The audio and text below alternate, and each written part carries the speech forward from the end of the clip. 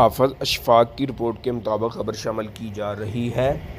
وزیرآباد کے علاقہ ساروں کی چیمہ میں حضور نبی کریم صلی اللہ علیہ وسلم کی عزت و نموز کے تحفظ کے نام پر اپنی جان کا نذرانہ پیش کرنے والے عاشق رسول غازی عامر عبدالرحمن چیمہ کا سالانہ عرس ساروں کی چیمہ میں منعقد ہوا، جس میں مرکزی امیر تحریک لبیک پاکستان حافظ سعد حسین رضوی، نائب امیر پیر سید ظہیر الحسن شاہ اور حافظ انس حسین رضوی اور ملک بھر سے بہت بڑی تعداد میں لوگوں نے شرکت کی۔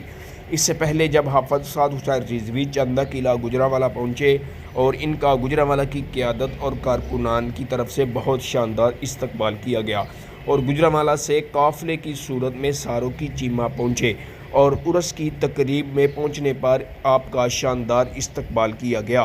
پھولوں کی پتیاں نشاور کی گئیں اور لبیک یا رسول اللہ کے نعروں سے آپ کا استقبال کیا گیا۔ تقریب سے خطاب کرتے ہوئے حافظ سعد حسین رضوی نے کہا کہ 30 ستمبر 2005 کو ڈنمارک کے اخبار نے حضور نبی کریم صلی اللہ علیہ وسلم کے بارے میں نہایت توہین آمیز خاکے شائع کیے اور پھر مسلمانوں کو مشتعل کرنے کے لیے منظم سازش کے تحت جنوری 2006 کو 22 ممالک کے 75 اخبارات نے گستاخانہ خاکوں کو دوبارہ شائع کیا۔ ان خاکوں کی اشاعت سے مشتعل ہو کر جرمنی میں مقیم طالب علم عامر عبدالرحمن چیمہ نے متعلقہ اخبار کے چیف ایڈیٹر پر قاتلانہ حملہ کیا، جس کے نتیجے میں وہ جہنم واصل ہو گیا۔ عامر چیمہ کو گرفتار کر لیا گیا۔ جرمن پولیس اور مختلف حکومتی ایجنسیوں نے برلن جیل میں 44 دن تک عامر چیمہ کو ذہنی اور جسمانی اذیت دے کر شہید کر دیا۔